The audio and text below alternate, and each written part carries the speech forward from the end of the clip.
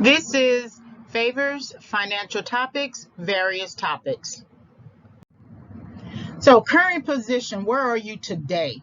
Financially, economically, emotionally, psychologically, spiritually, skill development. So, financially, referring to whether your debt outweighs your income. Now, I've heard many financial gurus and professionals, licensed, certified professionals say that there is a such thing as good debt. A house is good debt. Student loans are good debt.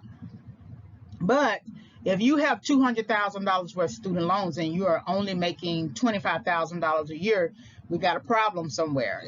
How are you going to get that debt down, right? And then you have a family, you have kids, um, you have other shelter costs that you have to consider. So we really do need to look at our debt and see how much, by percentage wise, it outweighs our income. Economically referring to status and poverty level, or little above poverty or thriving. So if your debt still outweighs your income, in some cases based upon certain economic models conducted through the bank, you may not necessarily be considered poor or at the poverty level,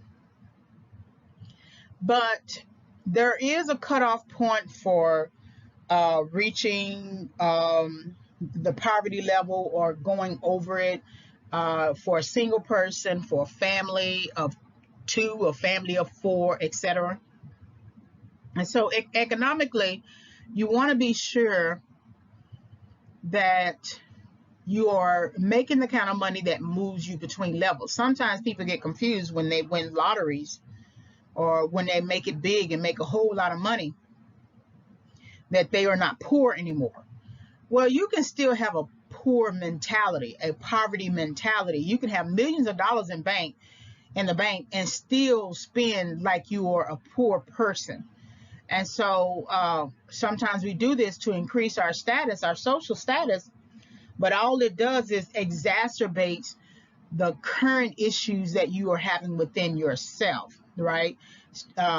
Feeling guilty about having the money and spending it to get rid of it, right? I heard an actress say that. I forgot her name right now. Emotionally referring to mood regulation and whether you know how to handle conflict. If you are a moody person, you're going to use your money to make yourself happy. Sometimes that money pays for food. Sometimes that money pays to go to the club. Sometimes that money pays to do something else. Whatever the something else is, you don't know how to manage your moods. And you use your money as a solution to solve your mood issue. And money is, unless you are using that money to engage with a therapist, your mood is not going to be resolved.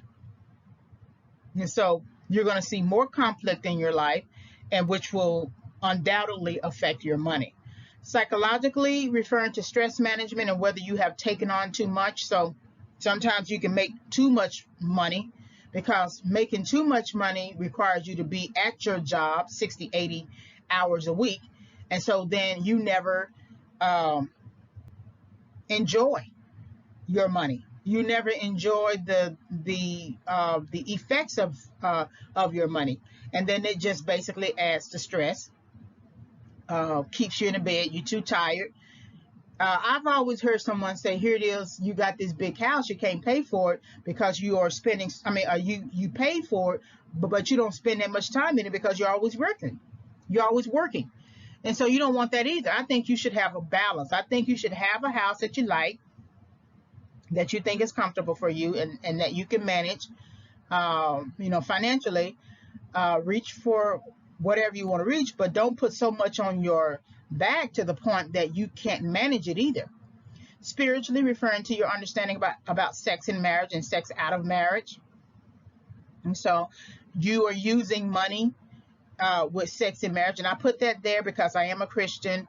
It may or may not apply to you, but it's something to think about, because we give a whole lot more when we are engaging in sex out of marriage than in marriage. We don't spend everything trying to get people through dating all the money in our hearts, and then by the time we get to marriage, we don't want to spend anything at all. But if you have a good, healthy plan, dating with your finances plan, you'll see that you don't have to spend hundreds of dollars on a date all the time to impress. You know, any woman who wants you to impress her in terms of financially is really just not a good tactic, because it's not a good strategy today. Their situation could change. She may have just as many options as you do, and you may have just as many options as she does. And here you are both spending a whole bunch of money on each other, or you spending more money on her because you feel like she's a preference, but none of you has really thought about the future, about you coming together in relationship where money is required. I never really agree with a big wedding, the first wedding. I think that you should have a civil ceremony, some little church house wedding or something like that. Do a buffet where everyone can be kind of, you know, comfortable. And then your 5 years or your 10 years, you can have a bigger wedding. But here it is, you're going to spend hundreds of thousands of dollars on a wedding, and you are entering a marriage. That hundreds of thousands of dollars could go towards the marriage. You got to fund the house. You got to put furniture in the house. You still got to pay bills. You got to merge your bills together. And so it's just not a good idea today to spend that kind of money. Now, if you have money, that's completely different, right? But I don't know. I think the wedding should not be something that is so over the top. And I notice that people do those over the top weddings and they don't even stay with each other 2 years into the marriage. So that's just my spiel about that. And then skill development, referring to whether it is time for you to begin upgrading skills or developing a skill to move you forward. And this is the thing I think about the person who makes $25,000 a year, and they've been making it for 25 years. I mean, for 5 years, 25,000 for 5 years. I mean, it's stable. It's stable income. But if you want to move yourself forward, you are going to have to upgrade skills, add to your knowledge base. So that's going to require some kind of skill development. It's not always easy to make those decisions, but that is a financial decision that you will need to make if you want to move out of the $25,000 a year range. And so these are some of the current positions. Where are you today that you want to think about? All right. Hopefully you were able to gain some insight from this series topic. Like, subscribe, and visit. Like the video, hit the notification bell for future videos. You can visit my website, which is still in development, reginayfavors.com. You can always email me with a question, reginayfavors@yahoo.com. You will be able to purchase the book by the end of October 2021. I'm hoping that I will have it completely revised, rather. It is already written and done. I just have to edit it. It is Overcoming Setback, 5 Keys for Entering and Exiting Correction. Thank you for visiting the channel. Coming soon is my new book that I am working on presently and hope to complete by the end of the year, December 2021, preferably February